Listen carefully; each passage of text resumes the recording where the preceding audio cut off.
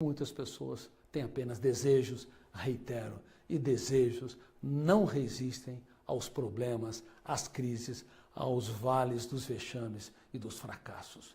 Nós precisamos de sonhos. E há uma diferença entre o céu e o inferno emocional, entre sonhos e desejos. Sonhos são projetos de vida, mesmo quando as pessoas zombam de você, te excluem, mesmo quando elas acham que não vale a pena investir em você. Se o teu sonho for um projeto de vida, você vai lutar por ele. E se você tiver que trocar de sonhos, você não troca de perspectiva.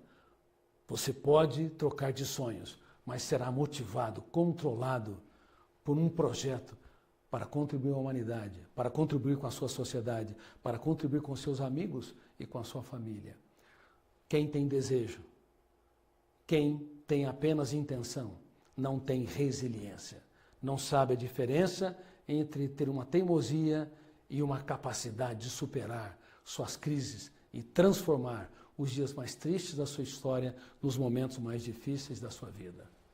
Pense comigo, eu tinha 3.000 páginas. Quando eu tinha 400 páginas,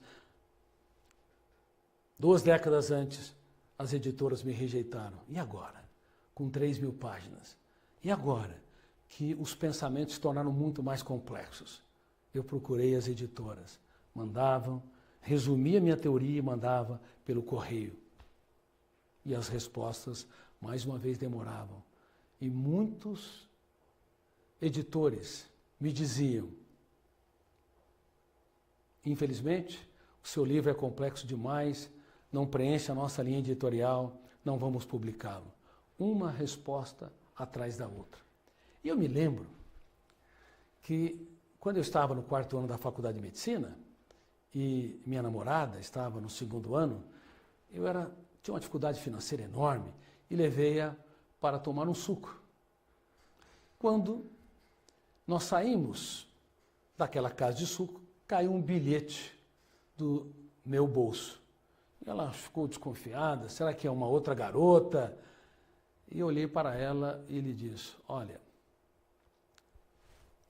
eu não sou muito normal. Se você quiser conviver comigo, apostar nesse relacionamento, saiba que eu estou escrevendo uma nova teoria sobre o funcionamento da mente. E eu não sei aonde vai me levar isso, mas isso está me controlando. E fazia 2 anos apenas que eu estava escrevendo a minha teoria. Bom, ela apostou em mim, nos casamos, e quando a minha filha tinha 11 anos de idade, eu estava escrevendo as minhas ideias, eu atrasei para mais um compromisso, e a minha esposa buzinava no carro. Eu entrei dentro do carro, e a minha filha fez a pergunta fatal: papai, quando você vai terminar o seu livro? A minha esposa, numa das raras vezes que perdeu a paciência comigo, ela olhou para ela e depois para mim e me disse: minha filha, o teu pai nunca vai terminar esse livro, porque quando ele terminar, ele vai morrer. Porque eu conheci ele falando deste livro, falando dessa teoria. Felizmente eu terminei e não morri. Bom, e depois de ter terminado, passado por várias rejeições, uma editora, a Cultrix, apostou no projeto. Mas o editor me chamou e falou: olha, não dá para compreender o que você escreveu. Isso tudo é muito sofisticado. Pensamento em milhares de segundos abre milhares de janelas com milhões de dados para que você acesse um verbo. Eu nunca ouvi falar sobre isso. Você tem de tirar muitos termos para que este livro possa ser entendido pelas pessoas. E nós retiramos 500 termos do meu livro Inteligência Multifocal. E quando eu publiquei, fiquei extremamente feliz. Algumas lágrimas agora serpentearam o teatro do meu rosto de felicidade. Mas fiquei triste, por outro lado, porque, infelizmente, quase ninguém entendeu o que eu escrevi, embora eu tivesse alterado vários textos e mudado vários termos. Mas e daí? O que eu faço? Desisto dos meus sonhos? Deixo de ser um empreendedor? O que eu faço? Serei mais uma pessoa derrotada que não luta pelos seus sonhos? Você luta pelos seus sonhos? Quais sonhos estão debaixo do tapete dos seus fracassos, das vaias, das perdas ou até do excesso de atividades? Quais projetos que poderiam transformar você num pai empreendedor, num executivo empreendedor, num profissional liberal ou profissional das empresas que faz a diferença e você até hoje não teve coragem de materializá-lo? Você adia e adia. Bom, naquela época eu tinha mais uma vez uma encruzilhada.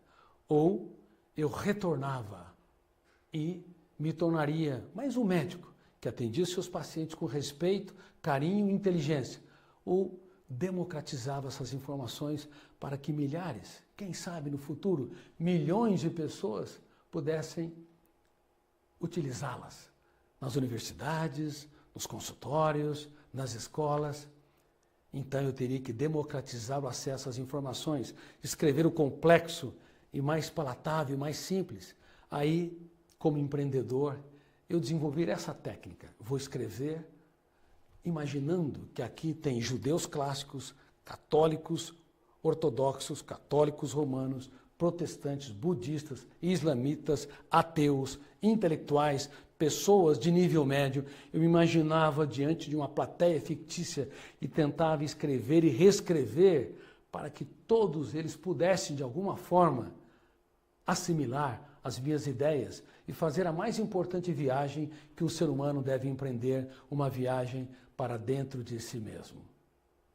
E foi assim que fiz. Comecei a escrever novos livros. 1, 2, 3... E o resultado vocês sabem.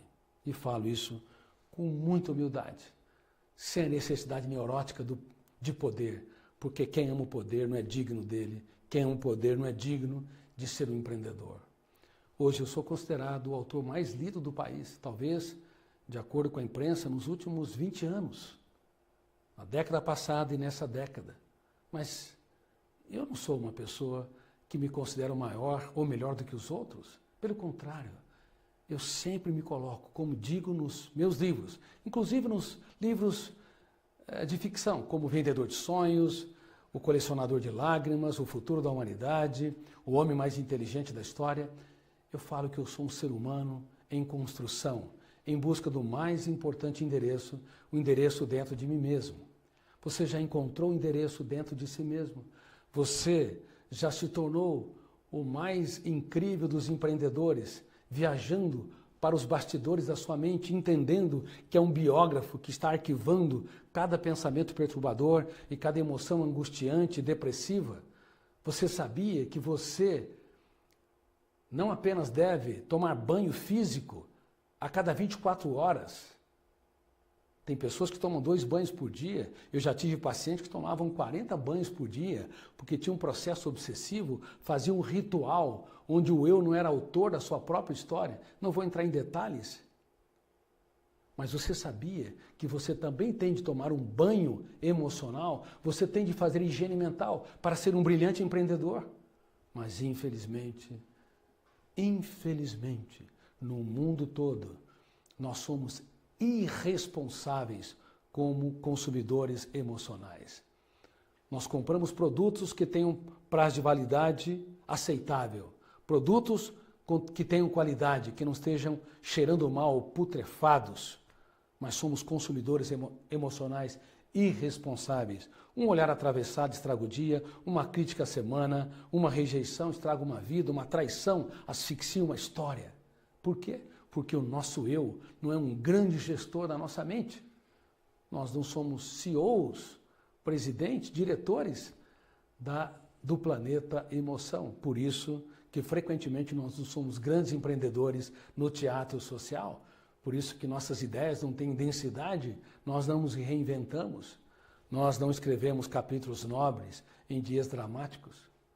Queridos amigos, eu lhes conto essa história para que vocês entendam que por detrás do que vocês sabem, dezenas e dezenas de milhões de livros vendidos em mais de 70 países, existe uma pessoa que passou por lágrimas, por crises, por dores, por angústias, passou pelos vales mais sórdidos dos fracassos. Mas eu aprendi, mais uma vez, que quem vence sem riscos triunfa sem glória. Se você é apaixonado pela humanidade, se você quer ser um empresário, um profissional liberal, um profissional das empresas, um pai, um educador, um gestor de uma escola incrível, você não tem que ter medo dos invernos. Você tem que ter medo, sim, de não entender que as flores não surgem nas primaveras. As flores são secretadas nos invernos. A escassez hídrica, o frio intenso, abate sobre as plantas e elas metabolizam, secretam as flores como tentativa desesperada de se reinventar, produzindo sementes para que nunca nos falte uma floresta. Ou seja, as flores e as sementes é a reinvenção das plantas para que elas possam continuar a vida. E você se reinventa desta maneira? Nunca se esqueça. Há duas maneiras de se fazer uma fogueira. E esse é um exemplo do empreendedorismo que vai ser ensinado na All Sapiens. A primeira maneira é usando madeira seca. A segunda maneira é usando as sementes. O que você prefere para produzir uma fogueira? Madeira seca ou as sementes? Claro, parece ridículo você usar as sementes. Nós temos tendência a queremos resultados rápidos. Mas eu te digo que os melhores resultados não são produzidos pelas madeiras, porque você usa madeira, você dá bronca, você critica, você se desespera, você tem a necessidade ansiosa de ser impulsivo e diz, por exemplo, eu sou transparente.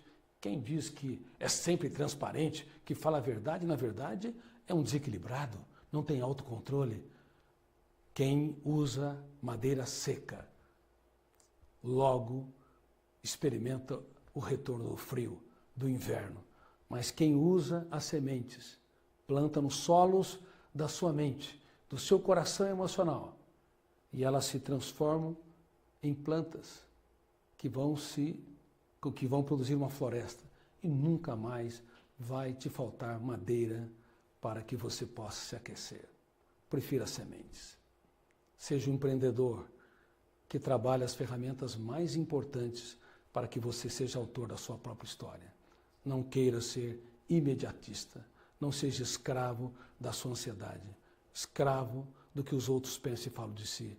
Escravo das suas perdas, mágoas e frustrações. Escravo do medo do futuro. Escravo da opinião dos outros. Seja um ser humano livre. Seja um empreendedor. E se você quiser conhecer mais o Instituto All Sapiens, eu te convido para acessar o link que está aí na tela. Este link vai te conduzir a fazer uma viagem para métodos, processos que vão te ajudar a ser protagonista da sua própria história. Bem-vindos à formação de mentes brilhantes numa sociedade altamente estressante. Bem-vindo à formação de pensadores e não repetidores de informação, para que possamos nos adaptar às grandes mudanças que acontecerão daqui para frente. São mudanças tão grandes que, muito provavelmente, grande parte das crianças dos dias atuais trabalharão em profissões que ainda não sabemos qual é, inexistentes. E nós precisamos aprender a usar as habilidades da nossa mente para sermos não servos, não escravos, mas mentes livres, autores da nossa própria história. Um forte abraço a todos vocês.